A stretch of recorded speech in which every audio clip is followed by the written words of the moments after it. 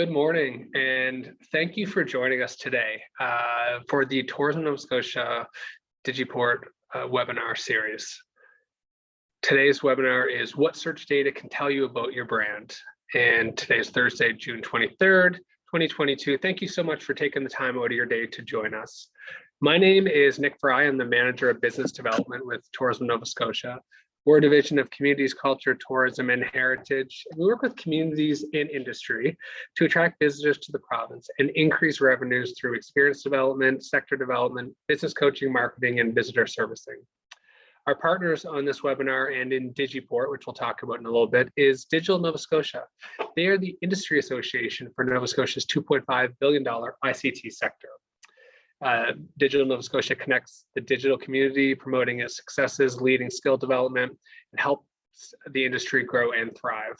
Their members include startups, small to medium enterprises, large multinational corporations, not-for-profits, and other businesses in the tech sector. They do a little bit of everything.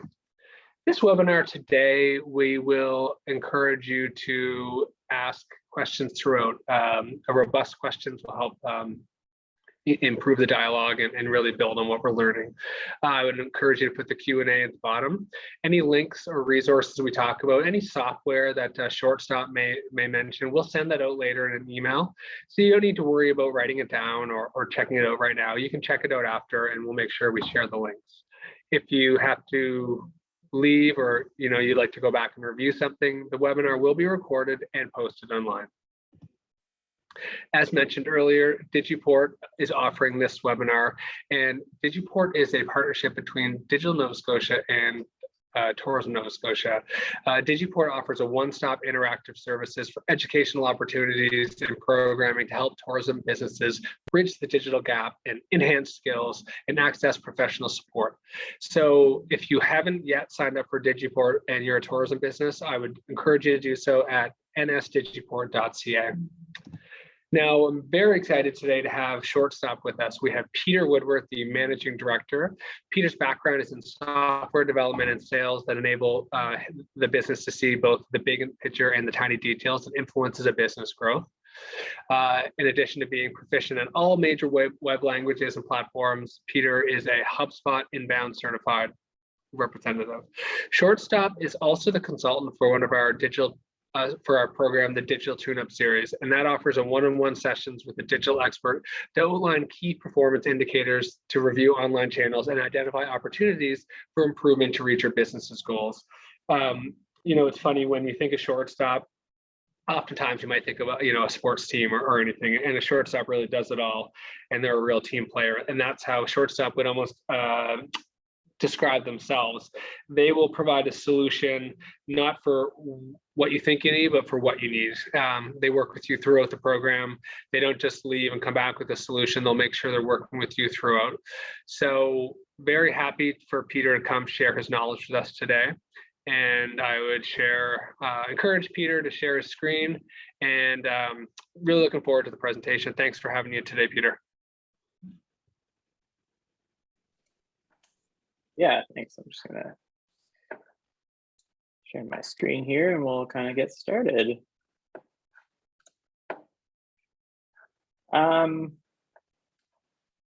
Yeah, so thanks, Nick, for a great introduction. Obviously, huge thank you for having me, and really excited to be able to talk a bit about this subject. I was already introduced, so this will be brief, but it was mentioned my background was in software development. My interests have evolved from software development, web development, to how do we get people to use the websites we're building, to how do we promote absolutely anything, to how do we promote things effectively. Shortstop, we were founded a year ago, and we currently have a team of 3 that is available for anything you need, pretty much. And mentioned we're doing the tune-up program, which has been super rewarding and fantastic to be able to help so many businesses. So diving straight in here, there's a few things I'm going to be talking about. This topic, the topic is on share of search. Things I'm going to be talking about is what is it? why does it matter, some limitations around it, and what you can do about it. So if I dive straight in here, there's a lot of you are likely aware of search engine marketing, search engine optimization. This is a topic that's slightly outside of that. I'm happy to address any questions that anyone might have on those topics as best I can. But this is going to be a little different from that. Without giving too much away, think of it as kind of, it's a different way of looking at data that isn't necessarily related to Google Analytics or Facebook Insights that a lot of people are familiar with. Google Analytics and Facebook Insights kind of give you insight into your brand kind of in a vacuum. It's specifically to you, versus this is sort of a different measurement that I'm just gonna dive right in here, and we'll cover all that very soon. When you think of marketing and you think of advertising, there's traditionally two objectives. There's your awareness building, your brand building activations, which are very long term, and then there's the how do we convert people into customers, which is your sales activations, which is a pretty short term transaction. Since digital marketing has kind of come into play, Facebook advertising, search engine optimization, search engine marketing, marketing budgets have kind of shifted from the traditional advertising avenues to more sales activation, more like less brand building efforts and more sales activation efforts, because digital marketing gives you a fantastic way to measure those sorts of things. It does a pretty good job for measuring impressions and views to kind of give you a sense of those sort of brand building efforts, but the focus of digital marketing seems to be very sales focused. And let's face it, building a brand takes time, but there is a point, this graph kind of shows it here, there is a point where your sales increase will be greater by having a stronger brand versus continually driving those sales activations. The question, of course, is how do you know? How do you know if your brand building efforts are working? This graph here sort of shows that in a 6-month span, those sales activation efforts are going to be king. They're going to be what does a lot of your sales drivers.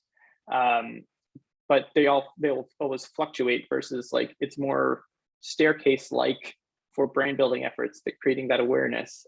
But again, how do you know? How do you know if it's working? How do you know if what you're doing is working? It is very hard to measure a brand. How do you measure a brand? The trick of why it's so hard is it lacks kind of a unified definition of what a successful brand is. The time between seeing your brand building effort and the buying phase can vary based on industry, various factors. The biggest issue is people's relation to brands and their association, their emotional association with a brand is primarily subconscious, which makes it really hard for people to kind of reflect on that in opinion polls, which is sort of how this was traditionally done. If you have a favorite breakfast cereal, you might not necessarily be able to explain why or what it is about that cereal that you love through a poll. And so there's not really been a way to measure it until now. Enter share of search. Share of search, first and foremost, is a measure of marketing effectiveness. It pulls data primarily from Google, which is the largest database of human intention, and will be able to tell you how your brand is doing, which I'll be covering here very shortly. There was a ton of research done around this topic by a couple of marketing research experts, They were doing it separately and kind of realized that, oh, we're doing this separately. What conclusions did you come to? What conclusions did you come to? They actually came to the same conclusion. And there seems to be, the conclusion that they came to was that there's a correlation between your share of search, the percentage of search your brand is getting, and your share of market.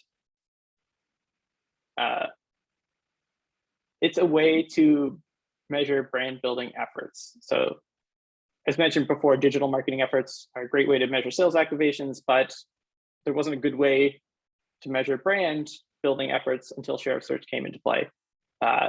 Using Google, I mean, Google knows what you want from the internet because you tell it. The great news is all of the data that Google collects, they also, for who's trending and who's popular, they give to you for free. And it's raw form. It's Google Trends. It's fantastic. So sorry, my AirPods are also dying, so I may have to switch headphones here shortly. Share of search uses organic search data to show brand strength. I'm actually going to switch that out right now. I'm very sorry, everybody.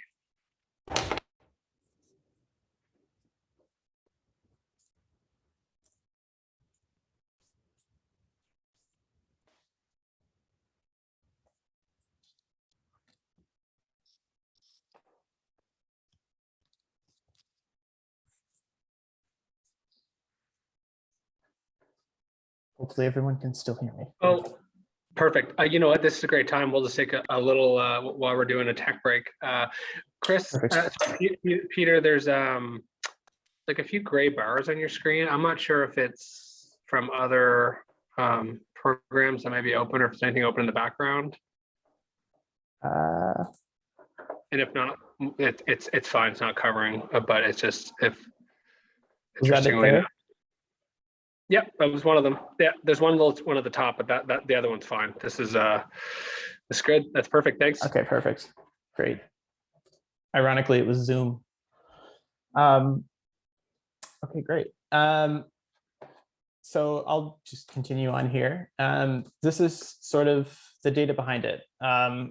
You can see this is data that kind of ends about 9 years ago, but this was sort of when they were doing this research that they actually found that this is the time frame which they measured when they were doing this research from 2004 to 2013. You can see somewhere around 10 years ago, around June of 2012, where the black line here indicates share of search and the yellow line indicates share of market, which they gathered that data from, more traditional sources like actual sales, surveys, all that.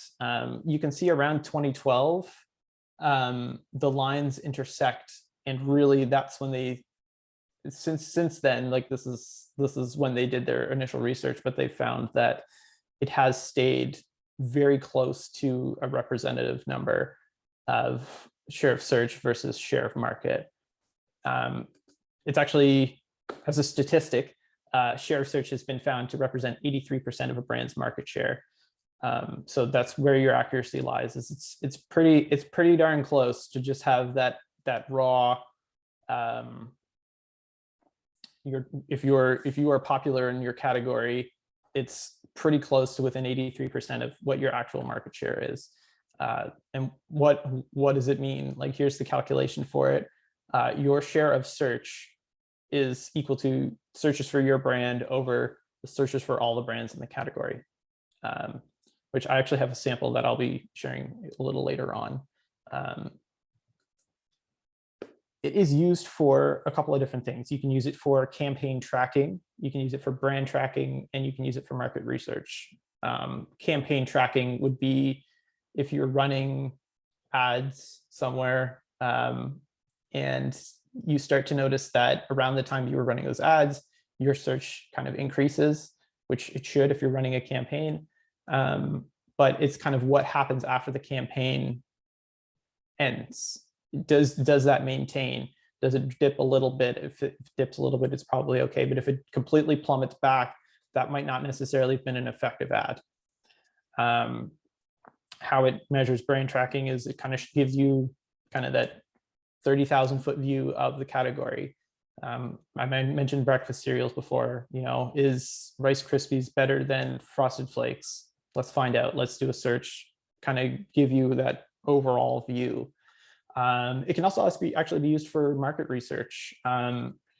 If you find fluctuation in a specific category, it can mean that there might be an opportunity to grow. It might be a great opportunity to dive in and start doing a bit more advertising. It might be a good opportunity to expand a product offering or get into the space yourself if you don't actually already have something in that category. So if I don't have a breakfast cereal that I sell right now, but I notice there's a lot of volatility in it because everybody's kind of, this one's more popular, now this one's more popular, now this one's more popular. It might be the time to dive in and say, I'm a little different, try me out. Why does it matter? Why does marketing effectiveness matter? Why do I care about this? People don't purchase in a linear fashion. It's not like, I think of tourism as a great example. If somebody is planning a vacation somewhere, they don't necessarily say, oh, I found a restaurant. Like if I'm planning my vacation, I don't say, oh, I found a restaurant, I'll eat there. I found a place to stay, I'll eat there. I found an event that can happen, I'll go to that. It's a lot different from that. It's kind of described as Google's messy middle. People are like, oh, I'm going to go on vacation. That might be their trigger. And then they're like, what is there to do? And then is it worth it? What is there to do? Is it worth it? Exploring, evaluating, exploring, evaluating. By increasing your brand awareness and by having that kind of strength in your brand, you're more likely to survive that messy middle and sort of become the experience that somebody ends up purchasing. So that's one reason it matters. I kind of already alluded to this earlier, but it can indicate a movement in market. So again, it might be the right time to launch a big campaign or to expand into a completely new space or create a new offering for your existing clients. It may be an opportunity to just start spreading the word a bit more, like for no particular reason other than just developing your brand strength in your awareness. There are limitations. This is going to be, there's a couple things in here that I think are going to be pretty important to, especially our market here. What are some of the limitations? So it can't tell you how to talk to your audience. So it might tell you how the overall category is doing, how you're doing compared to some of your competitors, but it won't tell you how to effectively communicate your message to your audience. It can also sort of help predict where industries are headed, but it won't tell you what you can do about it inherently. It's not going to say, oh, if this is happening, do this. So there is still a bit of a human element to kind of evaluating how to communicate properly. Smaller brands don't have as robust of a data set. So, Google is everywhere. Smaller brands don't necessarily have the data available to them. That raw Google trend data isn't necessarily available. And especially it can be also very challenging if you are kind of like a new soft drink company going against Coca-Cola and Pepsi. Their share of market is incredibly large, and you may not even see that you register as 1%. So how do you combat that? Smaller brands that don't necessarily have that raw Google data, that's when you have to start looking at other software to do things like mentions in articles, like blog posts, news articles, listening for social media, listening to see if you're being mentioned there, any kind of product review sites, any kind of product reviews of your own. That sort of data will help bridge the gap between what Google Trends can offer you and your actual share of search. There is some software available to do those sorts of things. There's lots of different software to do each of those different things.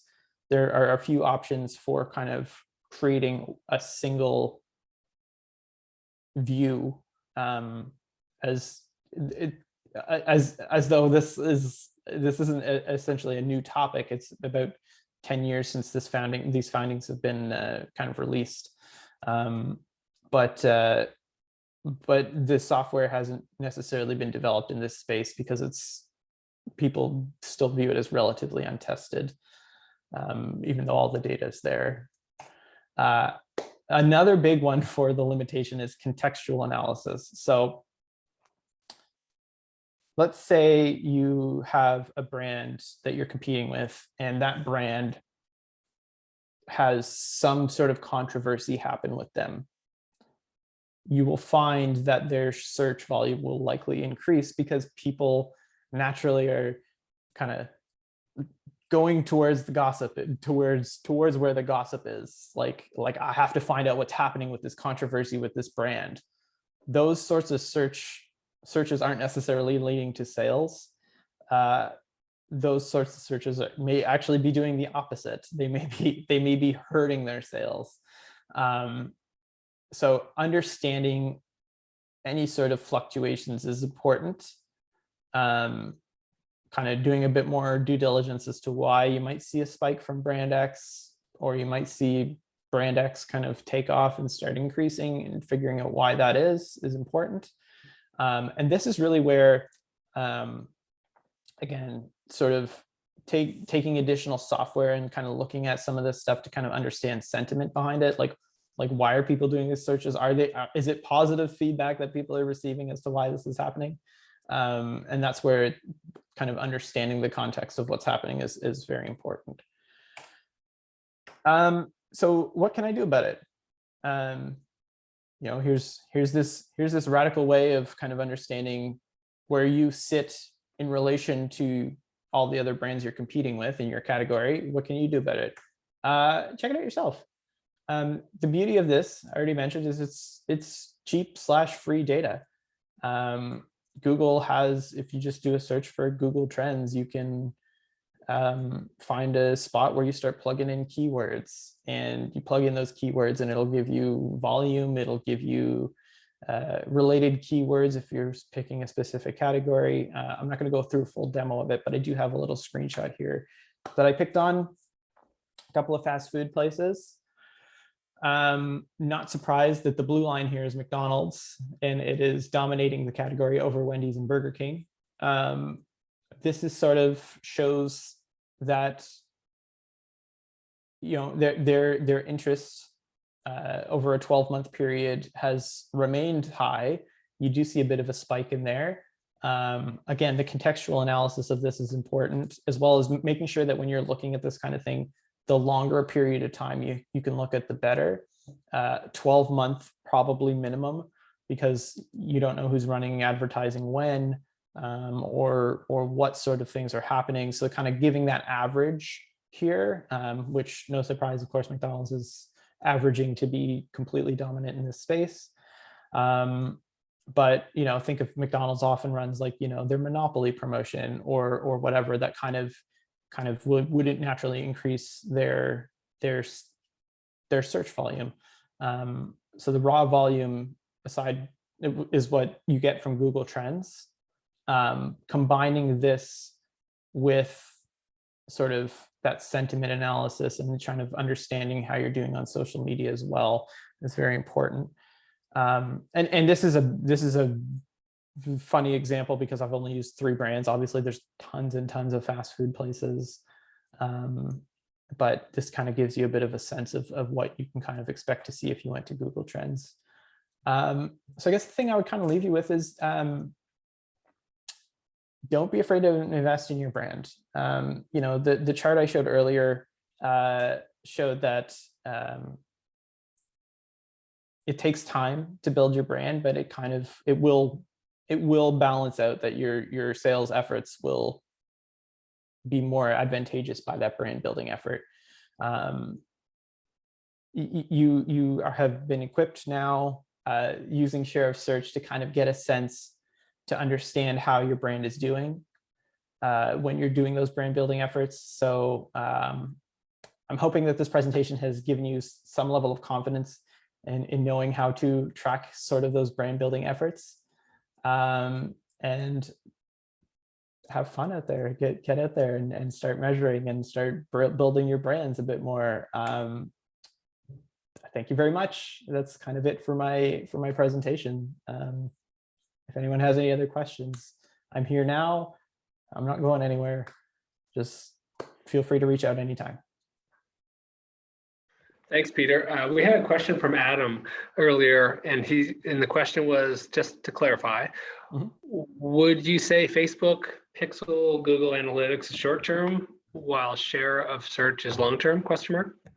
I would say yes and no. I think the more data you can look at, the better. I would say traditionally, yes, Facebook Pixels, Facebook Insights, Google Analytics is more accurate, I would say, at tracking those short-term sales activations. Again, like they do offer things like impressions, views, but that's only your data, so you don't really get the sense of how you're doing overall in your category. Perfect. No, again, as I mentioned earlier, anyone that has any questions, I would encourage you to ask now. I would also mention that Peter and Shortstop is available for the one-on-one session. So if you had some further questions or you wanted to look into it, you could book Shortstop for a session, and you can do that through Digiport. So if you have any questions on that, contact Digital Nova Scotia, but would encourage anyone to ask any questions now. I had a question, Peter, and I guess what would be the best not single, but like if you were a smaller operator, what would be the one program or software you would encourage people to look into? There's a company that's actually based out of Sweden. I think they're called Glavis Labs. They have software that we actually use ourselves. It's called Telescope or My Telescope. They give a pretty good view of like search volume, search trends, keywords that are being used. It kind of combines sort of the best of like social listening. Sentiment is another one. You can kind of sort through sorts of things like that. They have a really cool way of if you just did a search for McDonald's, for example, there might be, McDonald's paving or McDonald's contracting. When you're actually creating your dashboard within there, you can check off only the keywords that you believe are relevant to actually build a more accurate dashboard for you. So that's the number one I'd recommend, because like I said, we use it ourselves.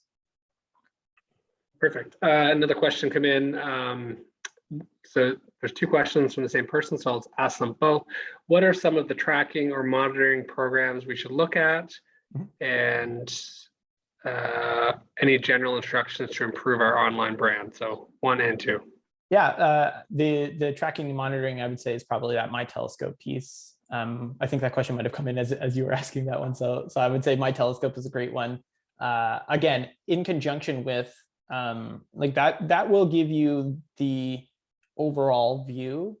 To get more specific, I still say Google Analytics is extremely valuable. Facebook Insights are really valuable. You won't necessarily get like that kind of granular, like here's who my audience is from software like My Telescope, versus like Facebook will tell you your audience is between the ages of 30 and 40, and they like this and all that. So like I would say, in conjunction with those other things, to understand your audience, having that overall view of how you're doing is really important. General instructions to improve your online brand.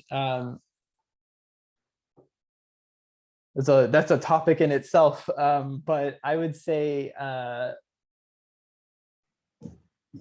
don't ask for sales every time. If we break it down to the two brand building efforts and the sales activation efforts, putting out content or advertising, whether it be billboards or buses, even non-digital things can be tracked with this share of search. So if you're trying to build your brand, focus on kind of telling your story and communicating a bit of your brand's personality. So the brand building portion of that would be kind of telling your story and some of your differentiators without actually saying buy our product or eat at our restaurant or whatever. I hope that answers the question. Well, yeah, that was a great answer, but Okay. also if you wanted to book Shortstop for like a 1 hour session through Digiport, that'd be great if you had follow-ups. I could definitely Adam, be a bit more specific there. Yeah, definitely. And Adam has another question. For smaller businesses, would it be beneficial to use Facebook Pixel and Google Analytics for tracking? Is there a benefit to using both? Yeah, they kind of track a little different things. Analytics, Google Analytics will kind of give you, I find, more website tracking versus Facebook will kind of give you a bit more user tracking, I guess. So like what I mean by that is like if you're using Google Analytics, you're going to kind of get a sense of like, okay, what pages are the most popular, and if it's an e-commerce site, how much money is it generating? How long are people spending on my site? Those sorts of insights. Facebook Pixels will kind of give you a sense of like, who is this person? Who is like not necessarily, it's not John Doe necessarily. It won't give you a name, but it'll give you a sense of like, okay, like another female from 30 to 36 or 30 to 40 has arrived on your site, and this is the general trend of what people are interested in. So I would kind of say like a bit of both is great because they kind of give you different information. Well, that was great. No additional questions, and I think that what we'll do is, if anything pops into your head,